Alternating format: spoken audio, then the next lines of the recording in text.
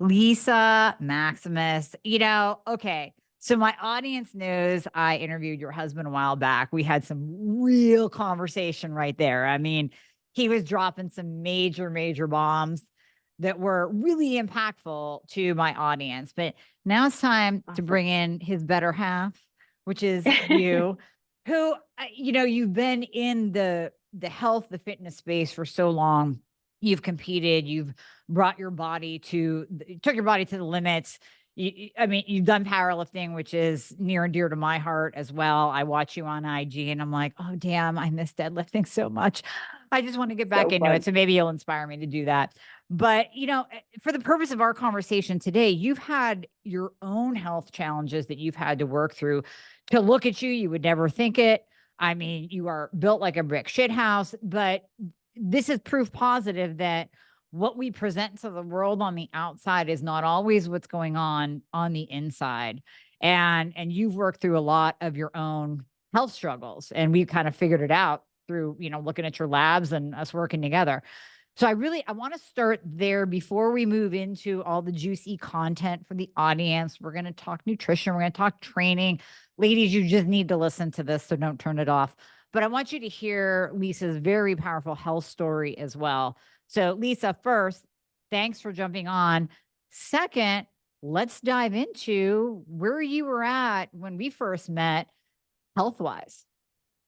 Please, I am dying to share this side of my health journey. And again, thanks to you who changed my life. And I'm a very, very, very big fan of everything that you do. And you have helped me literally change my life.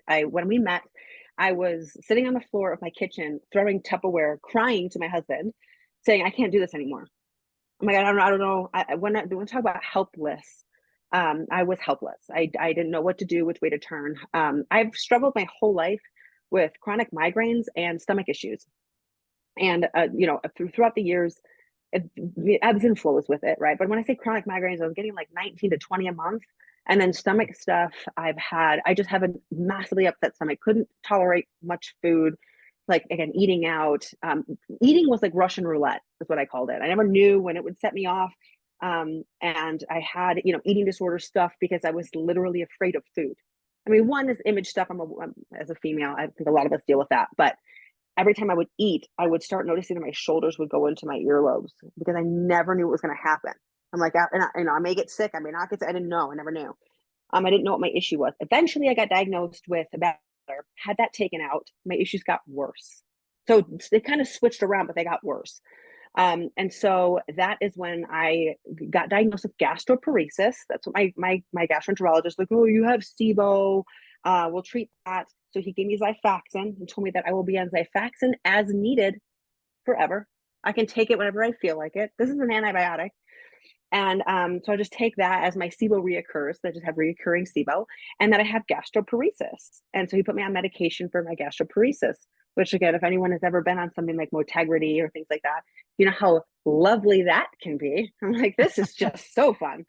And it didn't make me feel any better. So every day it was just like gas and bloating and the distension, and I was miserable. And as an athlete, as a mom, right, as someone who's working, I'm work full time, Right. to deal with the ebbs and flows midday, I would get SIBO fog, couldn't think, couldn't function. My stomach would get super distended, gas and bloating, and I would be like in bed and I would like pass out for 20 or 30 minutes and then wake back up and things would settle down. And it's time to eat again. I didn't want to eat. And I'm also an athlete. So I'm like, I can't not be eating. So anyway, like I said, sitting on the floor crying, like, I can't do this anymore. I don't know what to do. And that is when I started turning to getting my blood work done. And I'm like, all right, let's figure out what else is going on. My doctors, who've all read my blood work, telling me that I am fine. There, I have no issues. Thank you, Dr. Amie. Thank God I met you. Went through my blood work and was like, hey, you have thyroid stuff. And at that point, I will be very, very transparent. I was like, doesn't everyone have Hashimoto? Like, isn't this the new thing? I had a girlfriend who just got diagnosed with it. I'm like, is this the new just hot topic? Like, really, Right. do I Like, really? blame it Or is on the this like the cool thyroid. thing? Right. Yeah, like, is this really just like, and then again, the more you learn, the more you realize, like, how much stuff we've done with birth control in our past and all that. And, how we're all just out of whack. Mhm. So long story short, get on my thyroid medication. guess who doesn't have gastroparesis? Oh, Woo! interesting. So I had no motility in my gut to the point where I had no movement. So everything that I would eat would sit and ferment and would cause like gas and bloating and overgrowth of bacteria because nothing would move through my gut. So if one more person told me to eat fiber or take probiotics, I could scream. I was Yes. like, as if you Amen. think I haven't done every like shot of apple cider vinegar, I was spending like $90 on that VSL3, which is Mhm. a very heavy probiotic. I tried literally everything. And just nothing worked. Yeah. Food intolerance test, take a food intolerance test. I'm like, of course I have. I've done it Mm. all. I've done Yep. endoscopy, colonoscopy. Anyway, to all think that everything is from my thyroid. And so once I started regulating that, I didn't have the midday brain fog. I didn't have or fatigue. I didn't have the brain fog. I started having regular bowel movements, which allowed me to eat the appropriate amount for my body, hydrate, which I didn't realize that I had a really hard time tolerating water. Mhm. And now I'm actually able to drink twice as much water. So I'm hydrated and I can fuel for my workouts better. So in turn, my body has changed. So aesthetically, I've like never been in a better place. Mhm. Emotionally, I've never been, because I'm sleeping, right? Yep. I'm eating, I'm sleeping. My rhythms are back on core because I don't have the energy shifts. I can go all day and sleep at night. And so I am now PRing all my lifts and training. I'm recovering like a champ. I feel great. I'm patient with my children Mhm. because when your gut is irritated, you're agitated. Like you're annoyed because you're in chronic pain. Yeah. Oh, and guess who doesn't have chronic migraines anymore? Nice. Nice. Oh So my God, I love it. yeah, I got my implant. I got my implants removed. So I am an explant person. Mhm. That reduced them by more than half. And then when I started thyroid treatment, I get a migraine once every 3 months, maybe. Oh, so Yeah, nice. That is so yeah, nice. and they're getting more and more infrequent. Like the longer I've been on treatment, the better that is all going. So when I tell you you changed my life, and I have to share this with anyone who's listening, my doctors still don't know how to read my blood work. So like I have to use you have to use a functional, I had to seek out additional help. So Right. Amie, like I had to use you Yeah. to help me figure out how to read my blood work, how to advocate for myself to get care. Like this is not something that I still went to my general doctor like to this day and they won't prescribe me anything for my thyroid. They want me off of it. Sure. Actually, one of my internists, I told them I switched to an internist that I was on thyroid and she was so convinced that I shouldn't be that I talked to an endocrinologist.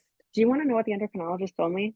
Oh, She please. said, so she reads my blood work. She goes, you definitely have a thyroid issue. Like, thanks. I could have told you that. If you were Right. even base it based on my symptoms. She goes, but you may have had thyroid 6 syndrome because of your SIBO. So what we need to do is take you off all your medication for 3 months and then retest everything. And I said, well, what about the fact that like my antibodies are up and all that are all those markers for Hashimoto's is really high. She goes, well, that means that you're more likely to have thyroid disease, but you may not currently have thyroid disease. So we need to take you off all your medication and then for months and then retest you a few times to make sure that you're being treated the right way. Oh I God. was like, But or I could keep doing what I'm doing and you can leave me alone. Like, why would I, if I come into your office and tell you I've never been better, every issue that's in my chart is resolved. right. And you're like, well, it could be a falsely, Yeah, maybe you you could be don't falsely feel as reading your good blood as work. no, you don't know. You're really Yeah. sick. You don't actually feel as good as you do.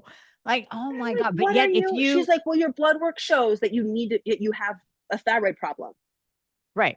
But like, let's actually instead just take you off everything, retest you a couple more times. So like, just triple check that. Just triple, what quadruple. Make sure that we have like 6 tests that show that you need treatment Yeah, I mean, why to not treat waste you. another 3 to 6 months of your life? I mean, you have that That to sounds give, great. right? I mean, your That family sounds doesn't real need great. you or Mm-mm. anything. So, yeah, Yeah, I'm just like, I have be no like miserable. lifting competitions. I don't have yeah, I just don't have any like life, going on. Let's just restart everything.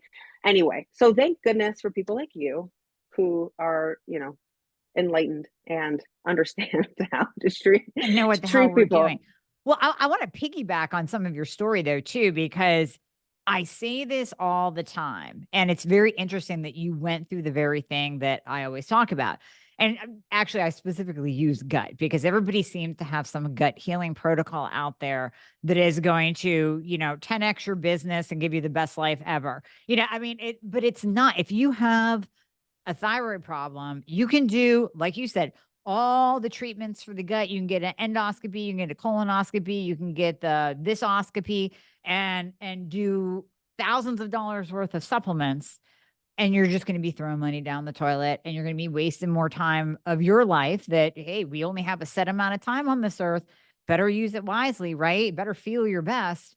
And here we are. It was your thyroid. And I say that all the time. The thyroid is the master gland. Most conventional doctors don't realize that.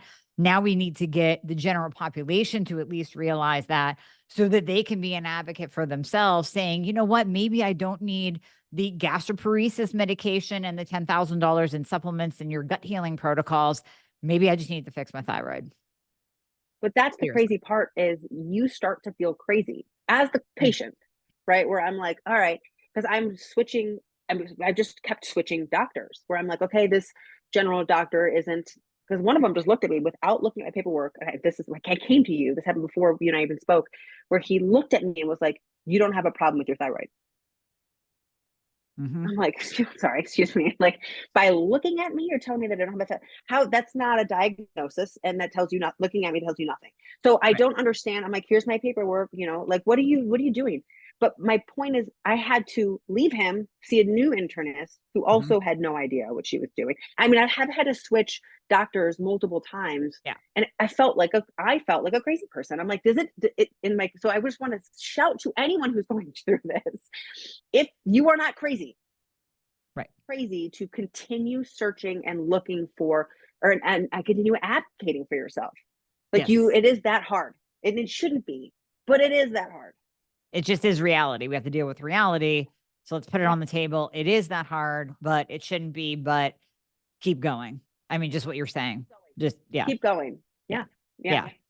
So now that you're feeling better, well, even before that, you've been helping women for decades now and really with your level of expertise, your knowledge, and that's what makes it a little bit even more interesting of the health condition and the health situation that you were in because you know what to do. You know how to train, you know how to eat. You were doing all the things and you still got hit with symptoms. So now not only can you take your we'll say pre-thyroid problem knowledge, combine it with your current post but yet optimized thyroid knowledge and really help a large amount of women from a variety of different training backgrounds and training places they are in their life, nutrition places they are in their life, and really help them get to that next level, which I love. I absolutely love. So how'd you get into this? How'd you get into the training aspect of other people developing programs, developing strength programs? How did that come about? So it's funny, it's an interesting question. So when I started training and working out and getting into all this, it replaced horseback riding. I started riding horses and I needed to fill that void after. And so that's when I got to fitness. And I've gone through different modalities. So from kettlebell, I did that for 4 years. I touched nothing but a kettlebell. Then I got into a little bit of barbell work, body weight work, and then I met Bobby. And so, and Bobby Maximus, if anyone out there follows him, he is a savage. And he is, again, a wealth of knowledge. And so I Mhm. started getting hammered with IWTs and that cross training type of thing. Yeah. So I became really hell bent into that. And, threw myself in really hard until I got pregnant. And it was like, all right, that's not the training you're doing when you're pregnant. You're not rowing a 2K per time. Right. And so, yes, and that is when I fell in love with lifting. So I've always wanted a 300-pound deadlift. I didn't know anyone who could do it. And so I really that was my big goal, was 300 pounds. And so that's when I started. So postpartum, I had milk supply issues, and so they said to kind of lean away from the intense cardio, especially that interval, the cardio intervals, Mhm. because milk supply, because I wasn't a great supplier. So I did, and I was like, all right, can I just lift? It's like, yeah, you can, and it's called powerlifting. It's a sport. And I was like, all right, cool. Totally in. I'm in love. And I went to Westside Barbell. Bobby went out there for a podcast, and so I met all those guys, and I really dove headfirst into it. Yeah. And that is when anecdotally I learned a lot. So I was, again, learning through Bobby, getting certifications, Westside certified, strength and conditioning certified. And the more I started learning, and when I was at Jim Jones, I was really curious about the differences between men and women in the gym because we're different. And Mm-hmm. so, and not in ways people think, where it's like women need to be doing fucking booty bands and, no, body weight hip thrusters. Okay. I'm not talking about different like that. I'm just talking more about hormonally, right? Where it's like, first of all, when my joke about booty bands and non-weighted hip thrusters is women need to be lifting weights. Right. We need to be training the same way that men do, as far as, again, lifting in the gym. But we do have differences in muscle fiber types, like type 1, type 2 up top, and type 1, type 2 down below, differences in men and women, where we're really good at certain things and men are really good at certain things. So I put together a seminar about the differences in men and women in the gym and fitness, and from psychological to, physiological, just how we're different through the menstrual cycle, pre and post menopause, and how training impacts longevity from, bone health to hormonal health to, all that stuff. And so that is really where my passion, lies. And so anecdotally going through these different phases, right, from being like kind of more of a CrossFit cardiovascular athlete into floating into a strength athlete, I've really figured out, and I'm really, really passionate about building the body in the way of, in my opinion, of being strong for longevity, right? And also health, your health. So what I do as far as like competing with powerlifting, I'm like, don't that's not where I want my clients to be. I'm like, I am pushing, like you said, the upper end of what your body is capable of. Right. But when it comes to strength and conditioning through life and hormone health, right? When it comes to pre and post menopause and bone and having muscle mass on your frame, from your metabolism to, again, longevity, is essential. And so, and I'm an anti-band person. I do banded work for tendon and ligament health, but we do not do that to build muscle. Right. But getting women to lift in the gym and feel confident and comfortable, and also what works for our bodies. Mm-hmm. So that is where I've really just fallen in love with this place of wanting to help women feel. Again, I feel like a lot of women shy away from lifting heavy, and I'm not sure, have we debunked that women are going to get bulky? Is I this debunked yet, try. or are we still there? We're I still don't there, aren't we? know. I don't know. I talk about it a lot on the show. I've said it enough, but I don't think that we can say it enough because I think that Mm-hmm. that is still running through some women's minds out there. So go ahead. I agree. Yeah. I think it's funny because I talk to you, or I talk to, any woman in the fitness space. It's like, oh yeah, back in the day when we thought that lifting weights would make us bulky, right? That women have this fear of Right. like, oops, I tripped and fell into the gym 3 times a week, and I'm going to look like a man. Yeah. And it's like, okay, that's just not. Again, we cannot. Let me ask you, how long have you been trying to get huge? Like, I mean, how many reps and sets and how many things have you been eating and timing, meal timing? It's like to just get like a quarter of a half of an inch on your biceps, you know what I mean? Like, or Oh your my shoulders or God. your quads. It's like, So dear much. God. Yeah. Yeah. And so, I mean, we push it like again, someone who understands, for anyone out there who's listening, it doesn't, women cannot just get shredded, jacked, big. We don't have the testosterone. We don't have the hormonal makeup, the biological makeup to do that.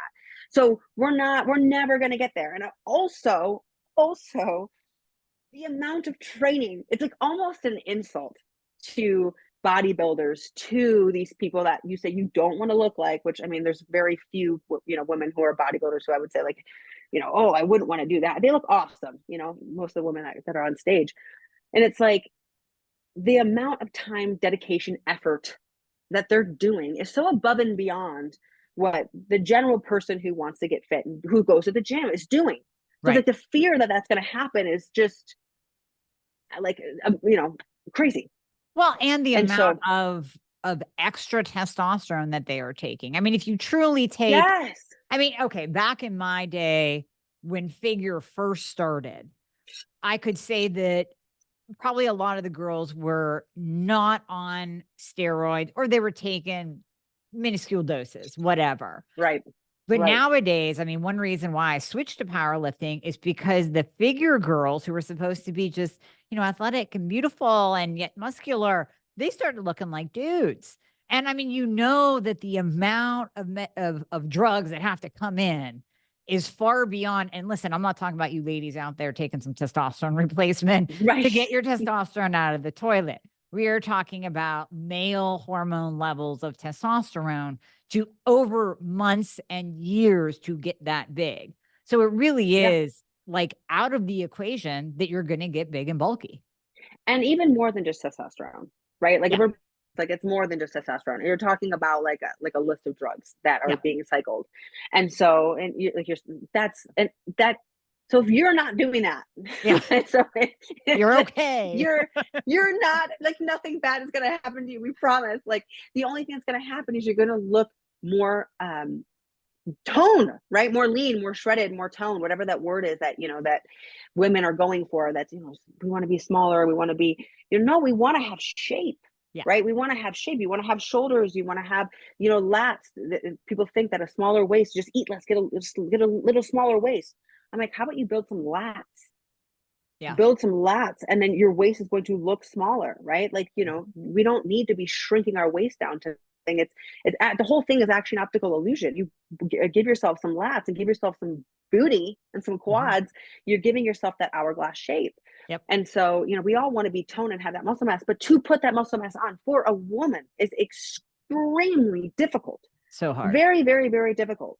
And so I think that it's underrated how important lifting heavy is. And when you and I started talking today, one of the biggest questions that I have for women out there is this: why do we stop going up in weight?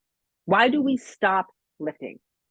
And You I said have that, worked and with it is so true. I want you to break that down because it really hit me as like a, oh my God moment. You're so right. Women yeah, pick up the same damn weight, sometimes for years. 4 years. And so I've been a coach 4 years. I've been a coach since I was 20 years old. I've been doing this, long time. And so when I am training women, and this happens every time they go to the dumbbell rack, it's like a 15-pound fucking dumbbell. I'm like, what are you doing? I'm like, it's hard. Yeah. I'm like, oh my God. Okay.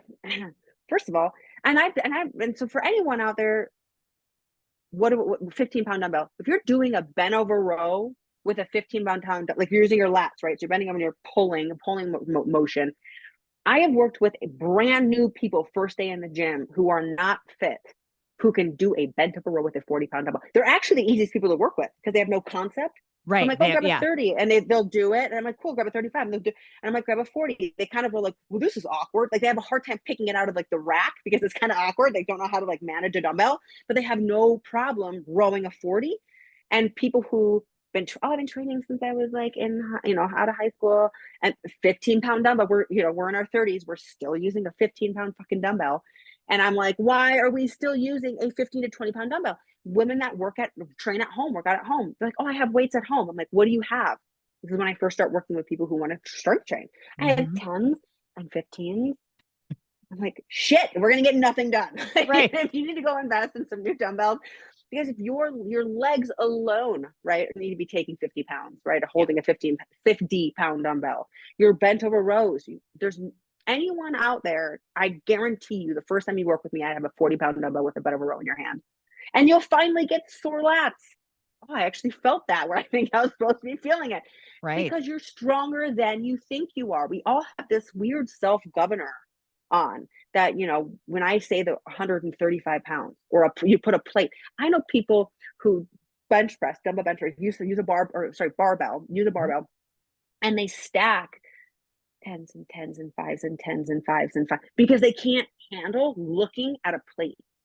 Like they can't, like it's like so overwhelming and so intimidating to have like a bigger, like a larger plate on a bar that they like will stack little plates over and over again because it's intimidating. And I'm like, holy moly, like why do we not want to do that? Yeah. Like hell yeah, put a plate. Because when I started strength training, I was like, I can't wait to put a plate on the bar to bench it. Yeah. Like I was just stoked. And like deadlifting, I wanted to deadlift 2 plates. My life goal was to deadlift 3 plates. I was like, I just want a death of three plates. It's so cool, and but That's there's the empowering. other Like, side. It's yeah, impact. it gives you You know what? confidence. It's the only, thank you. And it is also the only thing in the gym that is visually, linearly evidence that what you're doing is doing something, Mm-hmm. right? Like if Yep. you're adding weight to the bar, if you're deadlifting and you're 1 week you're doing, one plate, and then 3 weeks later you're doing a plate and a 10, and then weeks plate 10 5, plate quarter 10, 2 plates. This is literal visual stacking of weight on the bar of you are getting stronger, you are showing up to the gym and progress is happening. Yeah. It's like how empowering is that? And even being able to walk around from life, picking up your children and walking up a hill with them. How about Mm. pushing a stroller? I had my kids out today at a tulip festival, and I had both my children, 7 and 4. One of them is like 60 pounds, the other one's 50 pounds, and I'm pushing them in the stroller, walking up like a hill, like a Mhm. weedy hill. And I'm like, no one else is doing that. Like, you know what I mean? Right. I don't. My mom was like, "Do you need help?" I'm like, "No, it's fine." She's like, "I'll take one side." I'm like, "Thanks, I appreciate you so much, mom. I'm good." But it's one of those things where that's life, right? Where we're moving, we're pushing weight, we're moving things around, and you want to be physically capable of doing that and Right. putting your overhead baggage in your overhead compartment. All the moving your furniture in your living room when you just want to change your vibe in your living room. You don't have to have someone come over and help you move your couch. I mean, those are all things as we get older, we want to be able to do. And we're all just so much more physically capable than we think we are. So Now, much more physically capable. oh, I totally agree. Now, I know one question going through women's minds right now is how much should we anticipate increasing, right? So we're not going to increase Yeah. by 5 pounds every week in everything we do. Some body parts are going to be stronger. You might be able to go up by 2.5 or 5 pounds every week. Some you might go up by 10 pounds. Some you might be at the same weight for a little while, right? Like, what do you see Mm-hmm. in working with women? The way that I always explain it is 3 weeks. You should be using the same weight on a movement for 3 weeks until you go up. So, and I also like to do a 3 to 5 week repeat. I don't know Mhm. if you've ever trained like that, where you've had the same program for 3 weeks in a row, and you see if you can add weight each Yeah, week, because or from your again husband, at the I end of it. had that. Yeah. He That was From the your best husband. training. That was the best training blocks I've ever had in my life. Like that 3 week wave, 3 to 5 week wave, I think is great. 5 weeks, especially for someone who's new, because you're learning it. So when you're Yeah. learning how to like dumbbell bench, it sucks kind of to switch too much, because you're like, just the minute you're in rep 8 and 9, you're like, oh, this is how it's supposed to be. You have the aha moments, Mhm. and being able to repeat it, you get to master it before moving on to something different. Training does not need to be fancy. Doesn't need to be fancy. It doesn't need to be complicated, right? So I can't stand. One of the terrible, Instagram and social media is great. One of the downfalls of it is I feel like people think there's constantly needs to be something new and fun, and it needs to look really hard. And one thing that I freaking hate so much is when people combine modalities. And what I mean by that is, please stop spinning on a spin bike and doing overhead presses. Oh my God. I'm like, if you're gonna spin, spin. If you're gonna do yoga, do yoga. I'm like, I don't know why we're lifting weights doing yoga. Right. Do you ever really know hurt themselves in yoga, blow their back out in yoga? More people get injured in yoga than they do in any other sport. And I'm Huh. like, now we're adding weights to yoga. Like, I don't know Right. why, because people would just push past they push you. And coming from someone, I have a really flexible lower back, and I'm not flexible by thoracic. But I'll get Mhm. into like a position, and my yoga instructor will push me deeper into it. I'm like, I'm just feeling more pulling on my lower back, but you're not helping me mobilize my thoracic. And Yep. so for me, like, yoga should be healthy backs and like meditation and stretching. It's not like a workout class. That's not what yoga was designed as. Wasn't designed as a workout class. So I'm Yep. like, look, if you want to spin, spin, do spinning and be really good at spinning.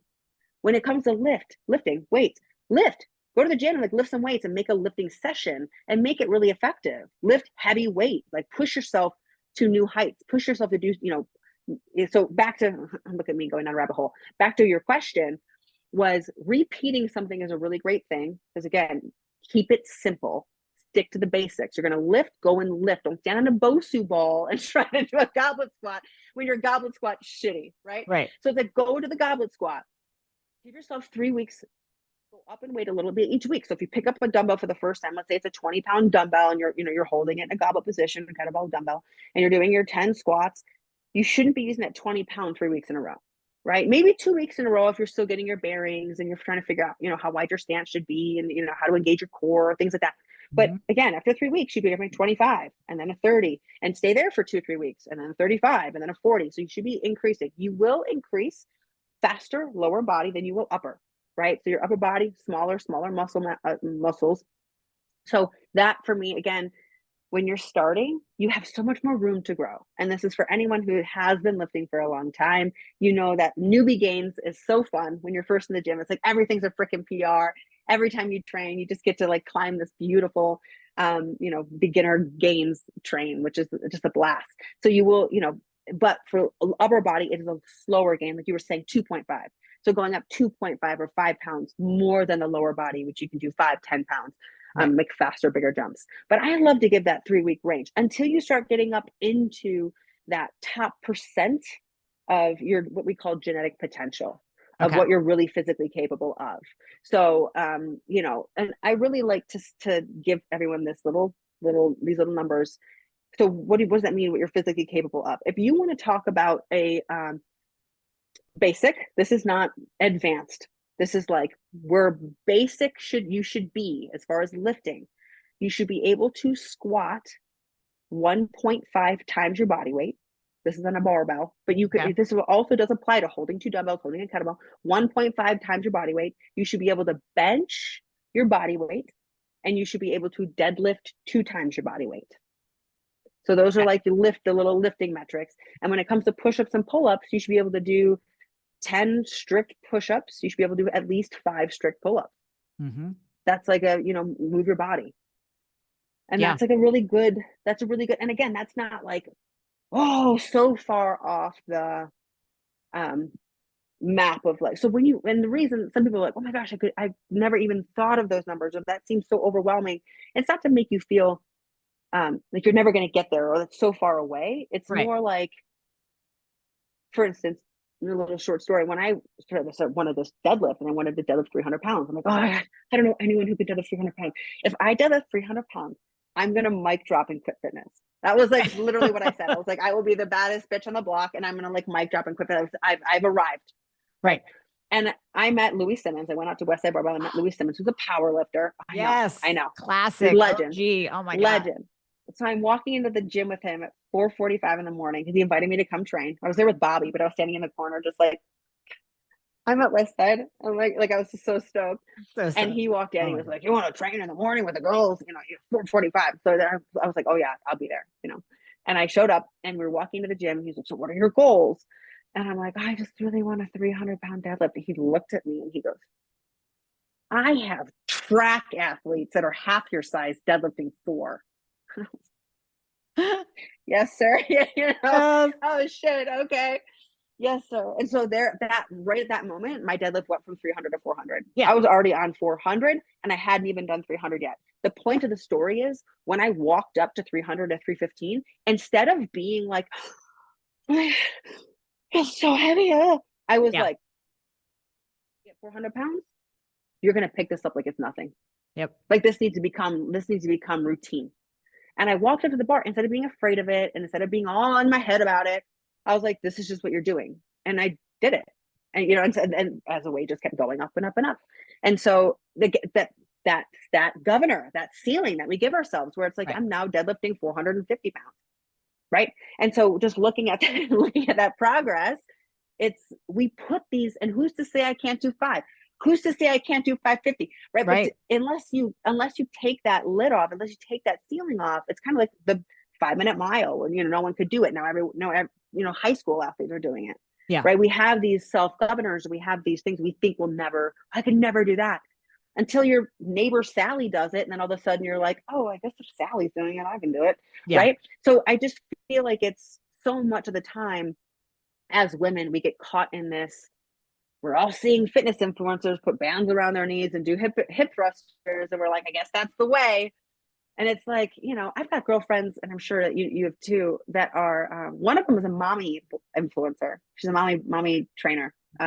She trains pre and postnatal and new moms to get their body back. She's never had children. Love her. I love her. And this isn't to take away her education or any of that, her credentials, but she's never had children. And she lifts weights like crazy. Doesn't post that, but she Mm-hmm. posts like her little, like I'm in the gym, and she does her little dances, and she does her, body weight stuff, and puts her bands on and does her banded stuff. And those are her workouts that she's promoting to women to get their bodies back after pregnancy and or like, in that phase of life. And I'm like, first of all, you're in your 20s, you've never had children. Right. And I see you at the damn gym, you're deadlifting 225 and doing pull-ups. Like, where's that information? Yeah. But you're selling your body as if that's what you do. It's around Right. when you do banded workouts. I'm like, that's not at all what you do. So Right. there's a lot of that. And I think that we get inundated with that, thinking that like, oh, that's how these women are getting their bodies, and it's not. True. Yeah, no, and there's a lot of that in the social media space, like you said, of, do this, do that workout. I saw one guy was like, all you got to do is lunges. I'm like, yeah, no, probably not. But Yeah. but that's why we need, if someone in your life, like Louis Simmons, isn't speaking to you, breaking that mental barrier, then you at least need to be listening to women like yourself that say, no, I've trained enough ladies out there to know that what you think you can do, 10x that, it really is beyond that. Now, listen, I get injuries or whatever that can hold you Of back in one course. area or another. And then you just work to your best ability. That kind of falls into the genetic capability. But, again, Lisa, even if, okay, let's say your injury is your lower back, then PR a bicep curl or a shoulder press, I mean, Thank you for yeah, saying that. 100 effing freaking percent, because it is that victim. yeah, Okay, I want to bring up something else really quick. I yes, am so in love with this new generation of awareness that we all have right now of our bodies and minds. Everyone's like, oh, I realize that I have this anxiety disorder, or I have this injury, or we're being able to like label things, and we're aware of these things, and that's freaking great, and I'm so proud of you. You're what, now, a victim to your diagnosis for the rest of your life? Like, you are not a back injury. And by the way, one of my best clients, if you follow me, you know who Sloan Pittman is. She's a 6'1" goddess who has a herniated, like 2 or 3 herniated discs in her lower back. She was a mhm, swimmer in high school and college. She's a mega athlete, couldn't be for a little while. And she had the most traumatic childbirth I've ever heard of anyone having. Poor thing tore inside and out, a uterine prolapse, everything, every prolapse that you can have, poor thing. She is deadlifting. So what do? We deadlift off of blocks. We raise the bar up so she doesn't have to reach down to grab the bar. So she's mhm, being able to work certain muscles, A, to strengthen the weaknesses. That's how you stay injury free. yep, But B, working around it, finding ways, and this is the word, work through it, right? So whether it's mhm, depression, anxiety, it doesn't mean you never show up for work the rest of your life, right, right? You have to come up with skills to manage that, to keep managing your life. With fitness, you have a herniated disc, you have a pulled this or an injured that, you broke your wrist and you can't hold your wrist in certain positions. Figure out mhm, another way, because not strength training is not the answer. right, Avoiding the stuff is not. No, again, yes, for certain things there are certain movements that you never have to do again, like certain people who have bad knees or bad hips, you don't ever have to squat again. That's fine. There's a lot of right, other things you can do, but do those other things. Like you're saying, bicep curls, but even leg press, leg extension, hamstring curls. Like go on it, and don't just half-ass them.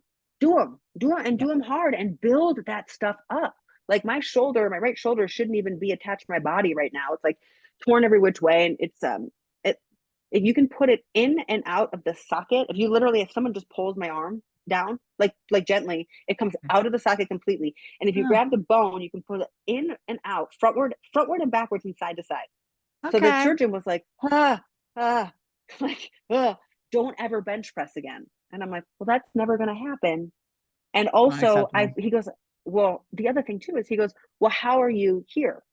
I'm like, my bench is 100, 190, whatever, and the shirt 325, yep, 350. And he's like, how are you doing that? And I'm like, I'm training it. He's like, oh, mhm, well, you shouldn't do that anymore. I go, why? So it falls apart. Like what having muscle mass around the joint is what's keeping my arm Mm-hmm. capable and like healthy. I don't have any shoulder pain. I have zero shoulder pain. I don't have any problems with my shoulder. I'm like, Yep. I pick up my kids. I do, I can do everything with it. It causes me zero issues. Like, I don't know how you don't have issues. Like I have none. Like besides getting my shoulder will actually sometimes slide out of the socket in the bottom of a bench when I'm using my shirt. And so I can't lock it all the way out. I'm like, Yeah. it's like a technical powerlifting specific like issue. But Right. like other than that, I don't have an issue with my shoulder. So like I know, just stop doing the thing. Stop doing the thing that keeps it healthy. And Yeah. so, I love that we're finding, injuries and we're able to diagnose, we're able to find things and, figure out all of these things with our body. But the workarounds there's so many, especially now with gyms, how equipped we have so much cool ass equipment in gyms from single arm, single leg, pressing and pulling and all that. I'm like, we have so many workarounds. Well, we probably have too much because then people are getting Mm. on the Pelotons and they're doing the bands and they're doing the battle ropes, which are super cool. But again, you need to lift the weights. Like just good old fashioned dumbbells and barbells are at the core of every workout. And then, yeah, if you want to throw in, listen, I love like a single bicep curl. It really lets me focus. Love that machine.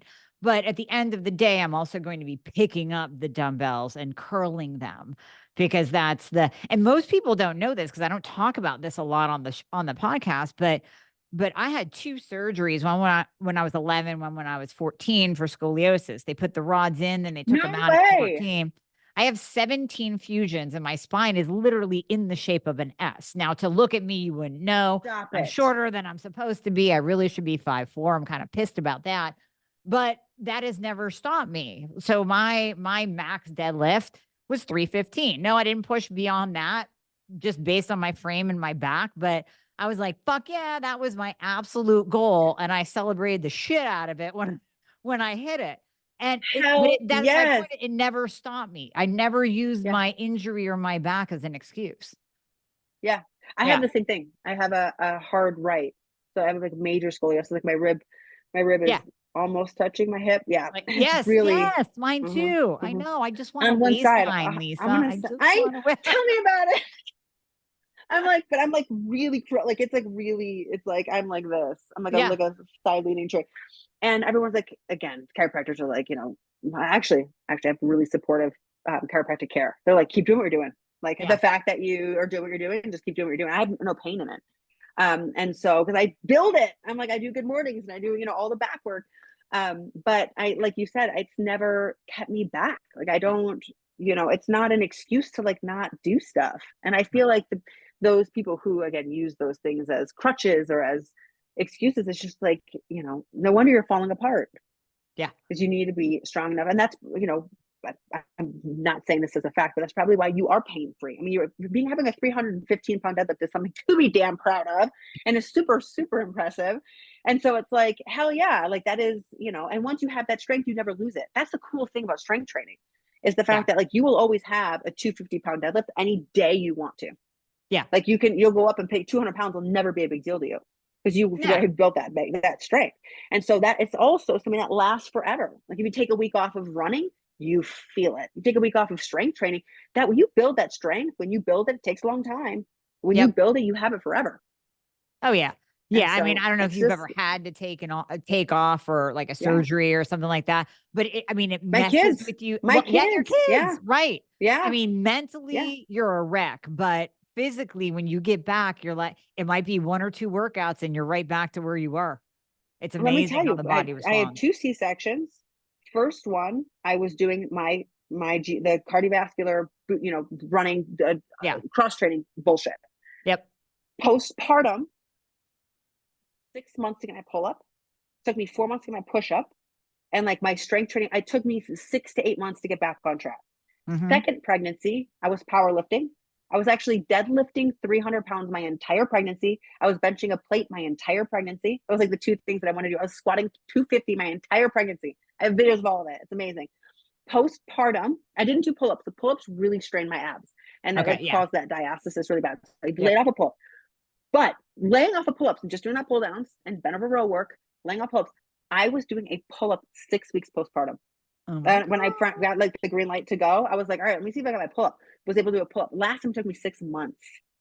So the difference in training. So if anyone's like, I wonder which one's better. I'm like, well, again, I'm not everybody, but anecdotally, right? And anyone that I have worked with, I've worked with 6 women one-on-one during their pregnancies in my gym, like over the past 2-3 years. Mhm. Every single one of them that done strength training had a better post-pregnant or a birthing and postpartum experience with strength training specifically versus the cardiovascular stuff. So I'm like, I just, even having to take, you have to take the last 2 or 3 weeks of pregnancy off. I mean, you just get so big, you're so comfortable. Like the last 2 weeks I didn't train, and you can't do anything after a C-section. I mean, it's just for 6 weeks. Yeah. So, that's a major trauma. And to be able to hold on to that, I mean, I think I deadlifted 300 again postpartum, I don't know, 5 weeks, or like 5 weeks after I got the okay. It took me about 5-6 weeks to build it back up. That's not Right. bad. That's That's not that's bad. not bad No, for like a that's really good. major surgery and like growing a human. And so it's just, I just, again, if there's like one thing that, that you can encourage women, again, especially as we get Yep. older, which modality you want to fade into. It's like that strength training stuff. You just don't stop doing the other stuff. But if you're not strength training 3 to 4 days a week, at least three, at Mhm. least 3 days a week, 4 is ideal. I just, I'm like, you're just doing yourself a disservice. You're missing out on this really awesome, you know, um, body transformation, hormone transformation, health. I mean, it's just bone health, osteoporosis, being physically capable. And again, loving your body. That's what really changed my relationship with my body from an emotional standpoint, was Yeah. feeling physically capable instead of looking at myself and hating, how I looked, I don't this, or I hate that part. Now I just look at myself as a whole and I'm like, you know, thank you, body, for showing up for me and like Yeah. doing this badass shit in the gym, and so it creates more of a loving relationship with yourself. Oh, absolutely. Absolutely. Now, the ladies listening, they're probably thinking as well, I would really like it if you could just tell me what to do, Lisa, and lay Yeah. out a program for me." So, but you do that and you have an app. So, can you get into how you work with people? Obviously, if they're in your area, they can do one-on-one, but you can do one-on-one virtually too? Yes. Okay. So I totally do that. I will do like a Zoom calls and we go over all sorts of like lifting. Anyone out there who's ever done anything in the gym, like, am I doing this right? Like I Mhm. hate that feeling. It's the worst feeling. So I do video. Um, I'll do a Zoom call, but B, I'll have them video their training sessions and send them to me. Mhm. And so we'll work through like, hey, I'm noticing your knees, I'm noticing your feet, I'm noticing your wrist. You need to get your head in alignment. So I will coach virtually or via video. Mhm. I do one-on-one stuff like that. And then I also have an app with which is a 3-week repeating back to that like repetition, right? And it's a beginner's strength training program. So it's for someone who is interested in strength training, who wants to just learn how to get into the gym and do upper body workouts, do lower body workouts. All the how-to videos are by me, and they're all very descriptive. And so they're not just like a silent video of me bench pressing. It's like, this is how you need to hold the dumbbells. This is how you need to get your back in place. This is where your dumbbells need to be, when you're pressing out and locking out. You need to lock Mhm. your elbows out. You should feel this here. So I have all of those how-to videos. Strength train your core, which is essential for lifting weights. And so I have all of that in my app. So I work all of it through my app. So it's really easy to use and it has all the how-to videos. And I have different tiers or different levels of one-on-one, custom programming, and your Maximus Strong, which is your intro level to strength training. And again, someone who's like, I don't know what I'm doing. I'm following different people on Instagram. None of it makes sense. This is a streamlined, do this, on day one, do this on day two. And the app also has things to swap, which I think is really cool. So if you don't have that piece of equipment or that body part's hurting, you just hit swap and it switches things out. Oh, So that I is love it. so cool. I love that. Yeah, it's Love good. We're that. getting fancy with our Mm, apps. I like it. I like it. Well, so where can Yes. people find you and connect with you, get the Yeah. app, work with you directly, all of it? Yes. So if you go to my Instagram, which is at Lisa Maximus, it's all in my bio link. So it'll take you to like my programs. I have a free week. So if you want a free no gear workout, download that. That's no strings attached. It's awesome. And so especially if anyone's traveling in the summer, take that with you. And so you can DM me if you have questions. If you don't know if it's for you, send me a DM. I answer those, every single day. And I can help direct you what based on your goals or what you're looking for, what the best fit would be for you. and email, obviously, Lisa@lisamaximus.com. So I'm there too, always. You're so personable. Like, I mean, most people Thank at you. your level would not offer for the public to DM them to find out the best. So, guys, if you're listening to this, ladies, if you're listening to this is another level, honestly. This is a whole nother level Thank you. of personalized care and workouts and the whole deal. So I would definitely take Lisa up on this. We're going to put everything in the show notes, of course, but I think that's amazing. I think that's just amazing that you Thank offer you. that. Yeah. I'm Yeah. such a geek. Like I geek out. I love this stuff so much. And when I started strength training as a woman in the gym, it was really hard to find, to be not intimidated, to find someone who spoke your level and you didn't feel embarrassed to ask questions to. And, when this stuff is new, it's intimidating. It So I'm is. like, and I just want to empower women to lift weight. I'm like, let's lift heavy shit. Like, Yep. let's go. Like, let's get rid of the self-governor and let's go. So I That's just love it. helping. That's it, Yes. girl. You nailed it. So we didn't even get into nutrition. We'll bring you back on do a deep dive I there. love We it. had, I mean, there's so much on the training aspect. This was golden. So Yeah. thank you. We can go on twice as long with nutrition. So Heck yeah, absolutely. We'll I do it love it. again. But thank you so much for your time today. I greatly appreciate Oh, it. can I just say thank you for everything you've ever done for me? Like I can't enough with you. I am obsessed and you are brilliant and just please, like, if anyone out there, like you've helped me. So I can't, I'll cry. Like you've helped me No, so much that I like, don't even know how to thank you back. Like you are life changing. So thank oh, you for giving me my life back. I love you. Thank you so much. I I love you. appreciate that.